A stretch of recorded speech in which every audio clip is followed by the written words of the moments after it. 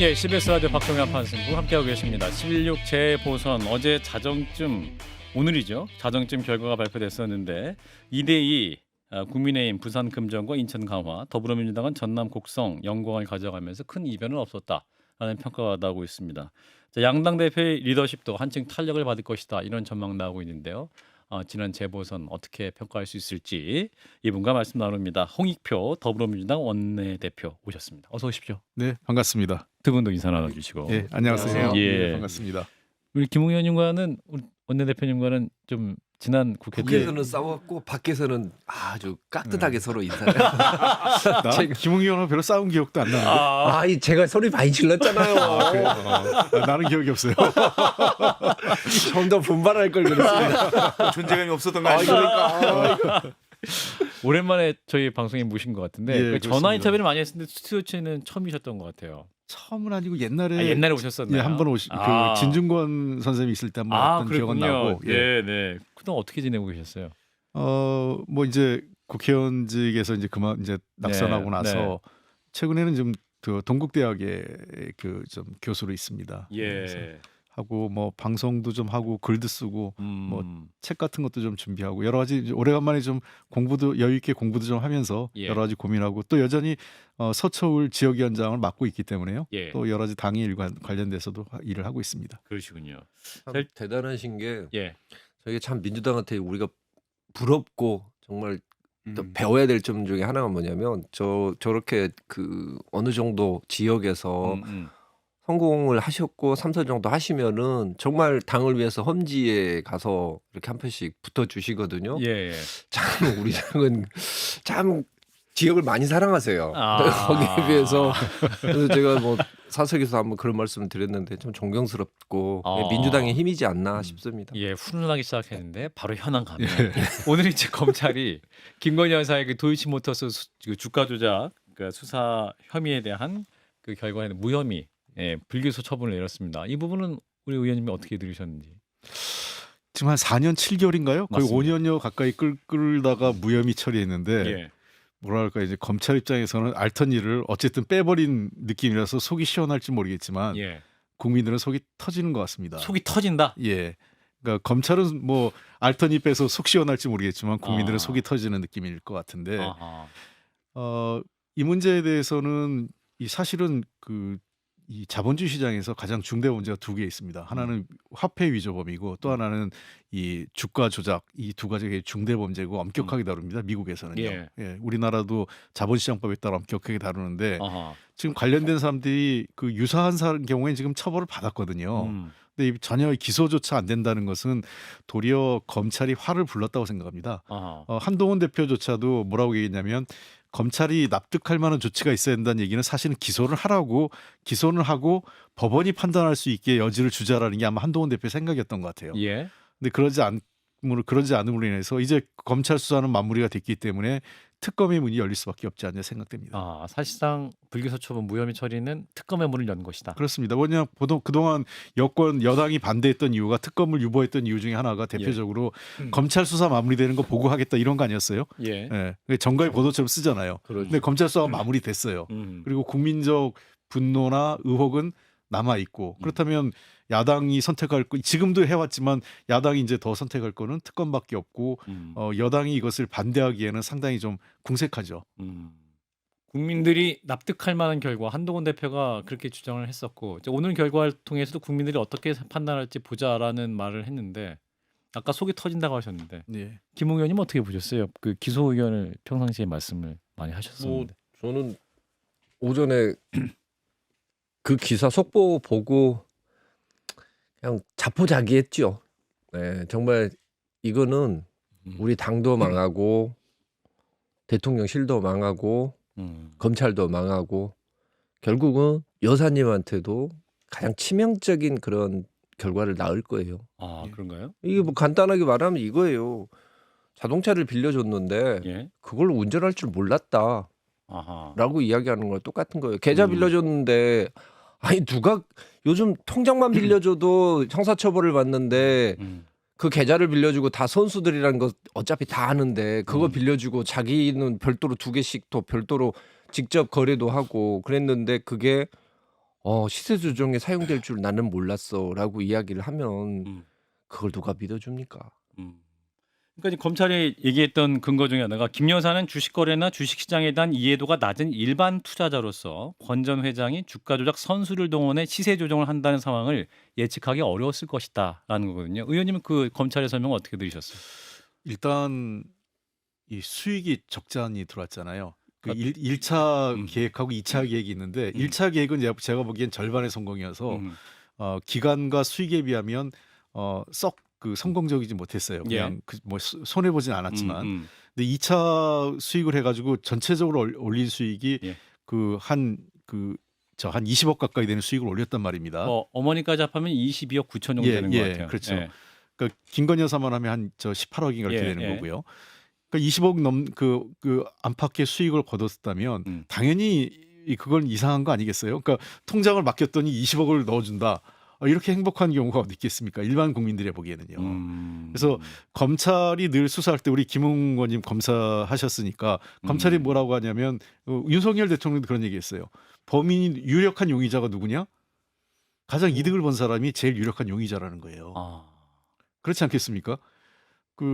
이 어떤 뭐 범죄가 일어나면 검찰이 제일 먼저 용의선상에 오르는 사람은 이 사건으로 인해서 수혜를 보는 사람이 누굴까라고 그 사람들이 용의선상에 제일 먼저 오릅니다. 돈의 흐름. 그렇죠. 돈의 흐름. 그리고 돈의 흐름은 이제 주로 자본거래이고 어떤 뭐 예컨대 살인 사건이 일어났다. 그러면 그 사람이 한 사람이 죽음으로 인해서 이득을 보는 사람이 제일 누구냐라고 따졌을 때 그 사람이 제일 먼저 용의선상에 오르는 거예요. 그렇게 수사는 시작하는 거고 당연히 자본시장에서는 돈의 수익을 제일 많이 본 사람, 돈의 흐름의 최종적인 그 종착지가 누구냐 이게 검찰에서는 제일 먼저 우선적인 거죠. 그러니까 사실은 그 선수가 그 재주는 부리는데요. 이 사람은 그거에 따른 그 일정 정도의 커미션만 받는 거죠. 용병 같이. 그렇죠. 예. 그 사람은 자기가 한 거에 대해서 수익의 일정 부분의 커미션을 받는 거고 예. 나머지 돈을 댄 소위 전주죠. 이 사람들은 자기가 통장 맡기고 자본금 된 걸로 해서 거대한 수익을 얻었다면 이 사람들이 그걸 몰랐다?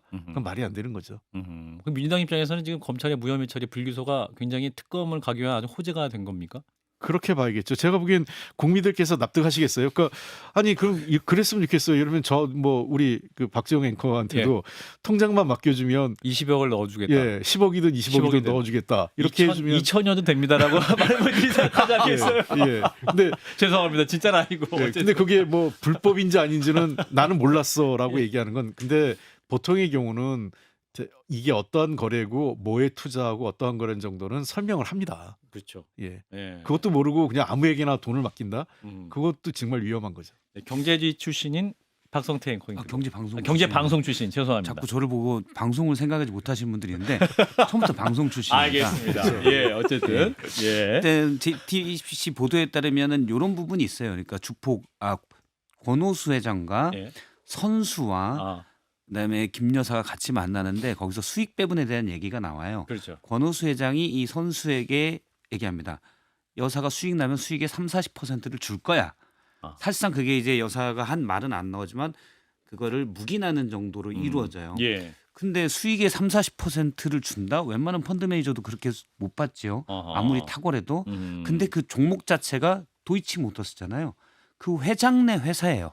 그러니까 주가를 움직이고 그래서 수익이 많이 날 거고 많이 날 거니 30-40% 줘도 돼. 뭐 이런 식으로 충분히 이해할 수가 있습니다.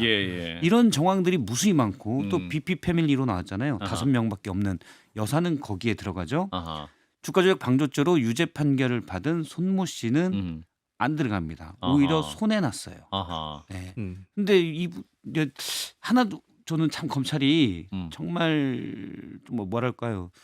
정말 좀 말도 안 되게 한 게 있는 게 여사가 수사받을 때 한 얘기가 있습니다. 그러니까 주가 조작 방조죄로는 직접적으로 기소될 가능성이 크니까 내가 1인 매매를 한 게 아니라 내가 매매했다고 하는 게 있거든요. 그게 이제 그거는 재판부에서 이거는 통정 매매로 재판부가 판결문에 적시한 매매예요. 그 10만 주 매도된 게. 근데 그걸 내가 매매했다라고 다시 여사가 얘기를 합니다.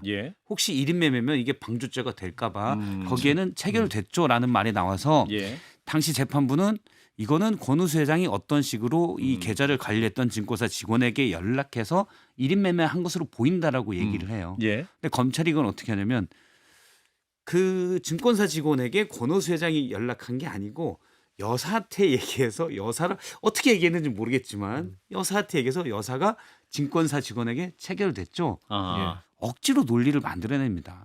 너무 국민들의 학력 수준을 너무 우습게 하는 것 같아요.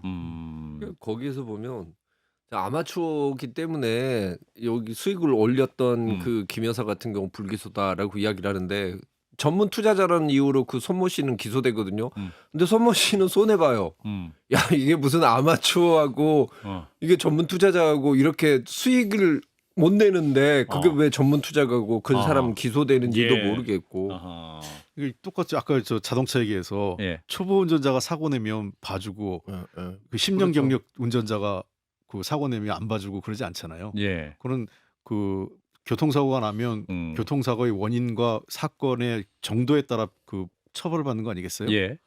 이게 똑같은 거죠. 그러니까 이걸 주식시장의 내용을 잘 모르니까 아하. 이 범죄가 성립 안 된다. 예. 이거는 제가 보기에는 검찰의 입장이 매우 궁색합니다. 알겠습니다. 이제 관련한 수사 또 이제 국민들이 얼마나 공감할지 이후에 또 뭐 여당은 또 어떻게 더 대응할지 요건 좀 지켜보면 좋을 것 같고. 자, 재보궐 선거 얘기를 좀 넘어가 볼게요. 어제 이제 선거가 있었고 의원님 어떻게 좀 아쉬우신가요? 평가를 좀 하신다면. 조금 아쉽습니다. 조금. 예. 네. 그 당초 뭐 호남 쪽의 결과는 뭐 그렇게 나올 예. 거라고 예상을 했고 예. 금정에 대해서 많은 분들이 이긴다고 했을 때 저는 이긴 어렵다라고 생각은 했는데 아하. 생각했던 것보다 차이가 좀 많이 났어요. 그러니까 여론조사에는 민주당이 우세한 결과가 나온 적도 그것도 있었기 있죠. 때문에. 예, 그래가지고 저는 혹시 지더라도 이기긴 힘들더라도 5% 이내 안팎의 뭐 좀 박빙승부는 되지 않을까 생각했는데 예. 두 자릿수 이상으로 크게 벌어졌기 때문에 예. 결과를 보고는 아직까지는 조금 그 벽이 두텁구나 이런 생각이 들었습니다. 그래서 예. 제가 사실은 얼마 전에 김영춘 전 의원님을 만났어요. 아, 부산 출신. 예, 예. 늘 이제 부산에서 마지막 고비를 못 넘겼는데 김영춘 의원님이 저한테 그러더라고요. 야, 거기는 10% 이상 이기는 걸로 안 나오면 막판에 다 뒤집어져 그러더라고요. 아, 여론조사상으로. 예. 예. 그래서 제가 그 얘기를 듣고 하도 이제 그분이 부산 선거에서 그런 경험을 많이 겪어봤기 때문에 그럴 수도 있겠다 생각을 했는데 진짜 여론조사 당초 이렇게 그 당이 이제 비공식적으로 조사한 것도 있고 예. 또 언론기관에서 발표됐던 여론조사 등등을 감안해도 음. 승패를 떠나서 차이가 좀 컸던 것은 좀 아쉽습니다. 그렇군요. 그래도 이제 민주당으로서는 그래도 또 조국 혁신당과의 호남에서 대결 뭐 이런 부분도 굉장히 관심 포인트이기 때문에 그래도 네. 민주당으로서 선방했다고 할 수 있는 부분 있을까요? 그렇죠. 선방을 했죠. 예. 왜냐하면 만약에 그 조국 혁신당한테 그 영광 군수를 내줬다, 또 다른 야당한테 내줬다면 어쨌든 뭐 사실은 저는 내부적으로 이재명 대표의 리더십이 흔들린다고 생각하지 않는데 예. 어쨌든 그 언론이나 뭐 일부 이제 하여간 그 뭐 평론가 많은 분들이 예. 이재명 대표가 흔들릴 거다라는 얘기를 예. 많이 하잖아요. 그러면 예. 안 흔들려도 자꾸 흔들린다면 흔들리는 것 같이 보일 때도 있어요. 그래서 아하. 그런 논란도 차단된 측면에서 나는 의미가 있고 예. 그리고 두 번째는 앞으로 호남 정치에서 경쟁은 이제 본격화됐다고 생각합니다. 이거는 그냥 아하. 신호탄이라고 생각해요. 아하. 그래서 진짜 경쟁은 다음 지방선거에 본격화될 텐데 그런 사전 우리로서는 좋은 경험을 했다 이렇게 생각을 합니다.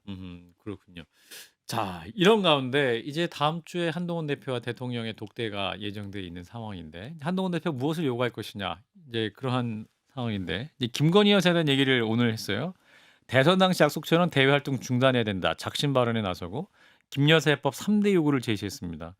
대표님은 어떻게 보셨습니까? 이러한 해법 요구에 대한 그렇다면 다음 주에 대통령과의 만남에서 어떤 의미 있는 성과가 나올 수 있을 것이냐. 글쎄요, 이거에 대해서는 저도 반신반의입니다. 반신반의. 예, 그러니까 예. 과연 김건희 여사 문제를 예. 한동훈 대표가 넘어설 수 있을까? 또 또 더 나가서 윤석열 대통령도 그러한 결심을 할 수 있을까? 그러니까 이제 많은 분들이 지금 뭐 그 대통령 위에 뭐 여사가 있다 이런 우스갯소리까지 나올 정도로 예. 여사 문제만 가면 그 대통령실이나 또는 여권 관계자들의 정무적 판단이 거의 약간 좀 이 얼음처럼 그냥 얼음이 된다. 예, 아무 판단을 못하는 수준으로 가는 것 같아요. 예. 도리어 그런 측면에서 지금 김건희 여사 문제에 대해서는 정말 지금 이 논란이 구설수가 어제 오늘의 문제가 아니에요. 그렇죠. 예, 계속 반복돼 왔고 여러 차례 지적이 되는데 수정되질 않았습니다. 그리고 저는 좀 걱정스러운 거는 윤석열 대통령과 김건희 여사를 누구보다 제일 잘하는 여당 내 정치인이 한동훈 대표예요. 가장 정확하게 알고 계시죠. 예, 두 분의 정확히 사이와 알고 예, 거꾸로 어떻게 대화- 얘기하면 예. 한동훈 대표를 누구보다 제일 잘하는 사람이 윤석열 대통령과 김건희 여사라는 거죠. 아하. 그러니까 한동훈 대표가 당 대표이지만 여당 당 대표인데 예.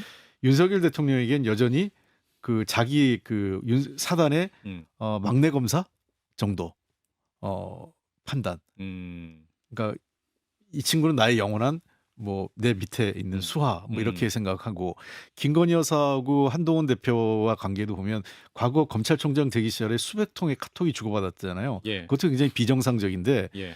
그런 걸 보면 어떤 의미에서는 한동훈 대표도 김건희 여사 앞에 가서 제대로 자기 말을 할 수 있을까? 저는 그런 의구심도 있습니다. 예. 근데 오늘 이제 한동훈 대표 했던 얘기 보면 인적 쇄신, 대통령실 인적 쇄신 반드시 시급하게 필요하다. 둘째는 김 여사가 대선 당시 약속한 대로 대외 활동 중단해야 된다. 셋째는 나아가서 제기되는 의혹들, 그러니까 명태균 씨 논란이라든지 김대남 전 행정관, 십상시 논란, 여사 라인 논란에 대한 솔직하게 설명드려야 된다. 또 법적 조사 필요하면 해야 된다. 이렇게 말했으면 대통령이 좀 기분 나쁘거나 혹은 대통령이 한 말이다 이런 해석도 있는데 예. 이 말이 좀 약했다고 보시는 거예요, 의원님은? 그러니까 한동훈 대표는 굉장히 이중적이죠 입장이요 지금요. 이중적이에요? 왜 그러냐면 아마 여당 대표로서 대통령과 영부인 얘기를 하는 게 굉장히 부담스러울 거예요. 즉 그것도 이해를 합니다. 그러나 당의 지도부나 국회의원들 등등이 특히 이번 보궐선거를 앞두고 지역을 왔다 갔다 하면 듣는 얘기가 있어요. 매번 한동훈 대표 입장에서 답답한 게 자기가 뭘 해도 기자들이 마이크를 들이대면서 묻는 거는 명태균, 김건희 이 질문만 하잖아요. 네. 그러면은 이 한동훈 대표 입장은 답답한 거죠. 자기는 뉴스 가치가 다른 걸 예를 들면 자기는 오늘 중요한 정책 발표를 했는데 이거는 보도가 안 돼요. 금투세 얘기는 그래도 많이 듣는데. 예, 아무튼 그런데 대체로 그렇게 되는 거죠. 그러니까 예. 이제 그런 것의 답답함이 이런 하소연처럼 김건희 여사 문제를 정리하지 않으면 길이 없겠다. 그래서 저는 그 입장도 이해를 합니다. 이렇게 나갈 수밖에 없게. 근데 1대1 일로 윤석열 대통령 만나서 과연 자기 뜻을 관철시킬 수 있을까? 저는 약간 회의적입니다. 김웅 의원님 어떻게 보세요? 우리 의원님의 진단에 대해. 지금 한동훈 대표가 전체적으로 화법을 할 때 보면 거침없이 이야기를 하는데 예. 딱 한쪽에 대해서만은 늘 국민의 눈높이니 납득할 수 있는 수준이니 제대로 이야기를 잘 못해요. 특히 그리고 방금 우리 홍 교수님께서 말씀하신 것처럼 그 세력 관계 자체가 지금 좀 다릅니다. 그러니까 저는 한동훈 대표가 김 여사 라인을 정리하라 이런 이야기를 했다는데 그게 사실 먹힐 수가 없어요. 왜냐하면 사실 이 김 여사라고 하는 김 여사의 라인 중에서 넘버원은 한동훈 대표 아닙니까? 과거에 3달도 안 되는 기간 동안에 카톡을 332회나 했던 거고 그런 관계였다는 걸 우리 국민들이 다 알고 있는데 그러니까 예를 들면 지금 대통령실에 있는 그 행정관들이 라인이라고 이야기를 하는데 그것보다 더 가까운 라인이고 더 비선인 거죠. 그러니까 비선 1호가 지금 다른 라인 정리해라고 이야기를 하면 그 이야기를 듣고 있는 김건희 여사 입장에서는 기가 막힌 거죠. 여사 입장에서는 당신이 제일 비서냐 그치, 이렇게 네가 답할 수 있다. 라인 원이었잖아라고 이야기를 할 수밖에 없는 거죠.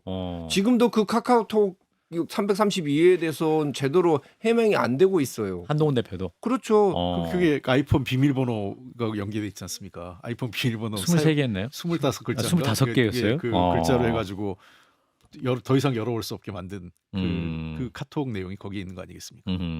자, 그러면 이제 향후에 이제 민주당의 특검법 관련한 것을 추진을 할 텐데 그러면 이제 국회에 통과되고 대통령의 이제 거부권 행사가 또 역시 예상이 되고 그럼 다시 또 재의결을 하게 될 텐데 그러면 이제 이게 3분의 2가 될 것이냐. 이번에 이제 마지막에는 이탈표가 4개가 나왔는데 한동훈 대표를 한 입장을 보면 8명을 모을 수 있을 것이냐. 의원님은 어떻게 판단하십니까?